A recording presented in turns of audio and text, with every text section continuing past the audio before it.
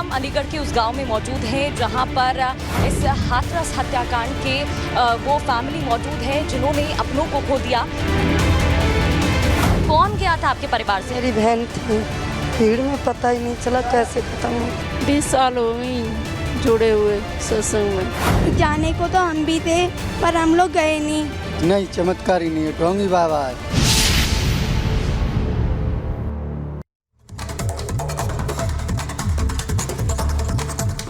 नमस्कार, बहुत स्वागत है आपका। आप देख रहे हैं देश का नंबर 1 चैनल रिपब्लिक भारत। आपके साथ मैं हूं सुमित चौधरी। इस बुलेटिन मेरे साथ मेरी 2 सहयोगी प्रियंका और मीनाक्षी भी होंगी। और बात हाथरस की हुई घटना की। सूरजपाल को आखिर कौन पनाह दे रहा है? क्योंकि 8 टीमें उत्तर प्रदेश पुलिस की लगी हुई हैं, लेकिन अभी भी बाबा सूरजपाल पुलिस की गिरफ्त से दूर है। क्या उसे कोई राजनीतिक पनाह मिल रही है?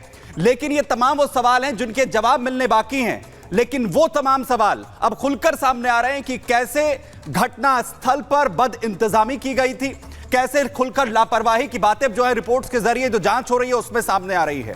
लेकिन सबसे बड़ा सवाल ये कि आखिर सूरजपाल तक कब, जब जांच टीमें हैं, वो उनके हाथ पहुंचेंगे। रिपोर्ट आपको दिखाते हैं।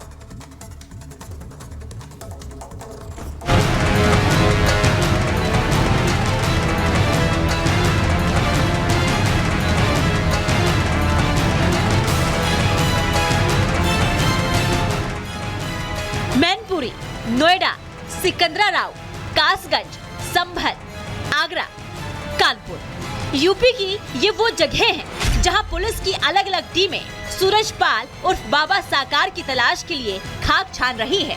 लेकिन साकार हरि का 3 दिन बाद भी कोई पता नहीं चल पाया है। ना तो वो अपने आश्रम में है और ना ही अपनी कुटिया में है।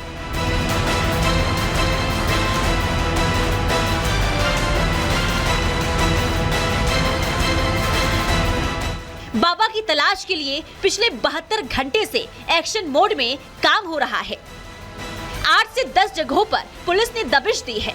40 पुलिसकर्मियों की टीम बाबा की तलाश के लिए दिन रात एक किए हुए है।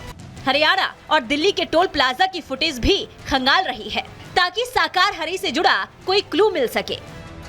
बाबा की तलाश में रिपब्लिक भारत की टीम भी लगी हुई है। कवरेज करते करते टीम बहादुर नगर की उस जगह पहुंची जहां से सूरजपाल के साम्राज्य की शुरुआत हुई है, जहां बाबा के आलीशान आश्रम को देखकर आंखें फटी की फटी रह गई। गांव पैतृक गांव है, इसी गांव से उनके साम्राज्य की शुरुआत तो होती है। लेकिन ये घर जो हम आपको दिखा रहे हैं, इसी घर पे बाबा का जन्म हुआ था और यहीं से बाबा जो है कुछ साल यहाँ रहते हैं, पुलिस कांस्टेबल बनते हैं और उसके बाद बाबा सत्संग की शुरुआत कर देते हैं। लेकिन फिलहाल इनके घर की बात करें तो देखिए इनके घर पर ताला जड़ा हुआ है। हालांकि देखिए ऊपर अगर हम दिखाएं तो देखिए ऊपर में इनका जो है साकार विश्व हरि धाम लिखा हुआ है। बाबा की तस्वीर भी आपको साथ में नजर आ रही होगी। बाबा की गिरफ्तारी के साथ ही अब पुलिस के लिए उसके सेवादार देव प्रकाश मधुकर को ढूंढना भी टेढ़ी खीर साबित हो रहा है। मधुकर, जिसे बाबा का राइट हैंड माना जाता है, घटना के बाद से वो फरार है। उस पर 1 लाख का इनाम भी घोषित कर दिया गया है। एफआईआर में मधुकर का नाम सामने आने के बाद उसके वकील एपी सिंह का बयान सामने आया है। एपी सिंह ने मधुकर को हार्ट पेशेंट बताने के साथ ही कहा कि डॉक्टर की रजामंदी के बाद एसआईटी के सामने उसे पेश किया जाएगा।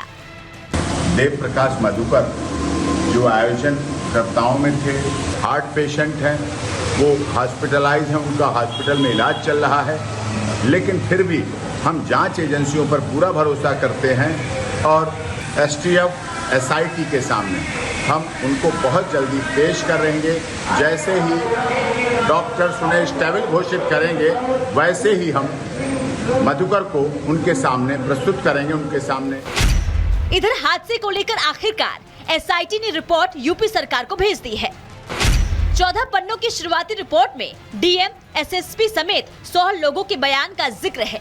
रिपोर्ट में हादसे का कारण आयोजकों की लापरवाही बताया गया है, जिसमें सत्संग को लेकर पुख्ता इंतजाम न करना और हादसे के बाद सबूतों को छिपाने जैसी बातें शामिल है। गिरफ्तार सेवादार कह रहे हैं कि हादसा लापरवाही से हुआ है। रिपोर्ट में लापरवाही की बात सामने आ रही है, लेकिन कुछ लोग अभी भी बाबा के लिए बैटिंग करते दिख रहे हैं, जो अपने आप में सवाल खड़े कर रहा है। Bureau report, Republic Bharat. तो देखिए, हाथरस में बाबा सूरजपाल के भक्तों की संख्या अच्छी खासी है। लोगों ने अपने घरों में, अपने दुकानों में सूरजपाल की तस्वीर को लगा रखा है। दूर दराज से सूरजपाल के दर्शन करने के लिए पहुंचते थे लोग हाथरस में। जब भी सत्संग होता था अच्छी खासी भीड़ उमड़ती थी। लेकिन अब सवाल है कि आखिर बाबा सूरजपाल गिरफ्तार कब होगा। हमारी ग्राउंड रिपोर्ट देखिए। हाथरस मामले में पुलिस ने 6 लोगों को गिरफ्तार किया, जिसमें 2 महिलाएं भी शामिल हैं, जिसमें से एक महिला मंजू देवी तो एक महिला मंजू यादव है। मंजू यादव के घर पर अब मौजूद है। सबसे पहले आप ये घर की तस्वीर देख लीजिए। मंजू यादव अपने पूरे परिवार के साथ यहाँ पर रहती है। अब पुलिस ने मंजू यादव को गिरफ्तार किया है। आपकी बहू है मंजू यादव? नहीं, मैं तो पड़ोसी हूँ, बहू परिवार की। परिवार की क्या हुआ, कब पुलिस ने गिरफ्तार किया, क्या पता लगा आप लोगों को? अरे जी, पुलिस ले गई सवेरे सवेरे, जो सो रही, ये सारे मोहल्ला सो रहो, और सोने के बाद में भैया पुलिस आई, वो ले गई। क्या कहा पुलिस ने, कुछ बताया क्यों ले जा रहे हैं, क्यों गिरफ्तार कर रहे हैं? और जी कोई पता ना भैया, हम तो सोच के उठ पाए, तब तक तो बिल ले गई।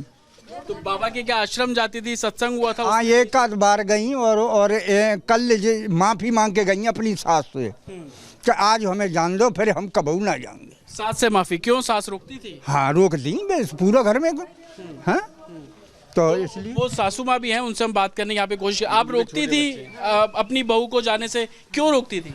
जैसे मतलब हम तो कन्हैया की पूजा करते हैं, और माता के बिना के देवतनों की, तो हमें परेशानी होती है पूजा कर माँ जाती तो हम बिन मने करता है कि जा काम मत करो, हम तो अपन देवतन पूजेंगे। कब से जा रही थी वो बाबा के सत्संग में? बस 4-6 वो तक गई, बस ज्यादा ना गई। 4-6 महीना ना है, 4-6 दफे गई, बस बार गई। हाँ, बस इतनी गई। तो आपसे जानना चाह रहा हूँ कि माताजी बता रही हैं अक्सर मना करती थी, लेकिन फिर भी वो गई। ऐसा क्या प्रभाव था? क्योंकि लोग अलग अलग बातें, अलग अलग कहानियाँ बताते हैं कि चमत्कारी बाबा हैं, बहुत जल्दी आकर्षित कर लेते हैं। कुछ परिवार में आप लोगों को पता चला? नहीं, हम तो पड़ोसी हैं, लेकिन हम लोगों को पता नहीं कि चमत्कार करते हैं या नहीं करते। जो चमत्कार करते हैं तो वे खुद ही ठीक हो जाएं, मान लो खुद को ठीक कर लें। आज पेपर में हमने पढ़ा मीडिया के माध्यम से, तो चमत्कारी बाबा कुछ नहीं है, ये सब फर्जी है। तो आपको क्या लगता है, परिवार के हैं कि कौन दोषी है? दोषी बाबा है, दोषी बाबा है। बाबा की वजह से ही भीड़ हुई है। अभी कहीं भागवत कथा भी होती है, उसमें भी लोग सुनने जा सकते हैं। ये थोड़ी है कि किसी को सुनने वाले को आप जेल कर दो। ये मंजू देवी का दोष है तो उन्हें जेल सजा देनी चाहिए, निर्दोष है तो छोड़ना चाहिए। तो आप कुछ बताया नहीं गया कि क्यों गिरफ्तार कर रहे हैं? कभी पूछताछ के लिए कोई किसी को नहीं। इन्हें परसों सुबह कचौरा चौकी से पकड़ के ले गए यहाँ से। उसके बाद जब हम लोग गए पूछने तो उन्होंने कहा कोई बात नहीं, उन्हें छोड़ दिया, और वो आ गई घर पे। फिर उन्होंने किसी से बातचीत हुई है, उसके बाद फिर दोबारा सुबह हम लोग कोई उठ नहीं पाए, कोई भी पूरे मोहल्ले में। उसके बाद उनको फिर सुबह ले गए। उसके बाद जानकारी की तो पता चला कि उनका चालान कर दिया। आपका पाला पड़ा, आपको कभी कोशिश की गई कि आप भी जुड़िए, चमत्कार दिखाएंगे बाबा? देखिए, जितने भी महात्मा से जुड़े हुए लोग हैं, ये सभी एससी वर्ग से अधिकतर हैं। हमारे यहाँ गांव के पास है खेड़ा में पूरा गांव जो है एससी वर्ग का है, और वो सभी बाबा से जुड़ा हुआ है। ये लोग चमत्कार की बातें करते हैं, लेकिन हम लोग तो थोड़ा पढ़े लिखे और वैसे लोग हैं जो इन बातों पर विश्वास नहीं करते। क्योंकि जितने भी ये ढोंगी बाबा हैं, जब व्यक्ति कोई भगवान नहीं हो सकता और न किसी को ठीक कर सकता है। भाई, जिसका जो ईश्वर है वो ईश्वर है। तो मंजू यादव कैसे उनके झांसे में आ गए और गिरफ्तारी भी हो गई है उनकी? भाई, ये तो अब यहाँ पे भी किसी के जैसे ये वो चलाती हैं कोटा, तो यहाँ पे लोग आते हैं तो इनके सामने बातें करते हैं। अरे एक बार जाके देखिए कि भाई तुम कोटा चलाते हो, कोटा वाला संपर्क में तो रहता ही है पब्लिक के में। तो जिस कोटा चलाने का जिक्र किया जा रहा है, दरअसल वो ये दुकान है, आप देखेंगे यहाँ घर के बाहर पोस्टर भी लगा है, सरकारी उचित दर की दुकान। और जो सामान यहाँ पर बिकता है उसमें मंजू देवी, जिनके घर हम इससे पहले गए थे, वो भी गिरफ्तार की गई है, और मंजू यादव, दोनों मिलकर चलाती हैं। आप ये अभिकर्ता नीचे देखेंगे भी, उसमें लिखा हुआ है मंजू देवी का नाम, दुकान की ID, मोबाइल नंबर, और जो चीज़ें यहाँ पर बेची जाती हैं उन सबकी लिस्ट भी आपको यहाँ पर साफ तौर पर मिल जाएगी। लेकिन गिरफ्तारी हो गई। परिवार का साफ तौर पर कहना है कि वो 4 से 6 बार ही बाबा के सत्संग में गई हैं, लेकिन उनको गिरफ्तार कर लिया गया। ऐसा क्यों किया गया? कुछ और लोगों के भी नाम जो आसपास के लोग हैं वो बता रहे हैं कि बतौर डॉक्टर वो लोगों को एक तरीके से उत्साहित करते थे, बताते थे बाबा के बारे में, ताकि लोग बाबा के साथ जुड़ सकें। तो तमाम चीज़ें हैं जो कि जाँच का विषय बनी हुई है। लेकिन जिन लोगों की गिरफ्तारी की गई, उनके परिवार वालों का साफ तौर पर कहना है कि बड़े लोगों को बचाने के लिए जो जिनको ईजिली टारगेट किया जा सकता है, उनकी गिरफ्तारी पुलिस ने कर ली, लेकिन बाबा के ऊपर कार्रवाई अभी तक नहीं हुई। लोगों में इस बात को लेकर रोष है। साथ ही एफआईआर में जिस मधुकर का जिक्र किया गया उसकी गिरफ्तारी नहीं हुई। तो इन लोगों की गिरफ्तारी कब होगी, ये स्थानीय लोग और जो गिरफ्तारी की गई उनके परिवार वाले भी इस तरीके की बातें करते नजर आ रहे हैं।